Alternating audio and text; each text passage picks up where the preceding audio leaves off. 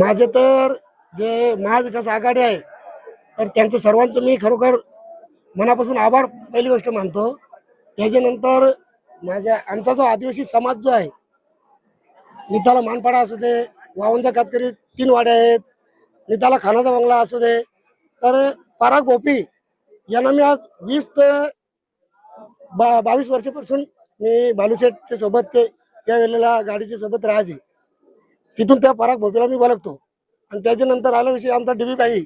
तर डीबी बाई कुठलाही आजारी असू दे, आदिवासी समाजाचा माणूस जर गेला तर त्याला काले रात्रीची मदत करणारा, एखाद्याचा लग्नाचा कार्य असला तर लग्नाच्या कार्यामध्ये जी काय लागेल मदत ती मदत करणारा, किंवा एखादा दुःखाचा असेल तर दुःखाच्या कार्यक्रमाला वेळेवेळी मदत करतात डीबी म्हात्रेबाई.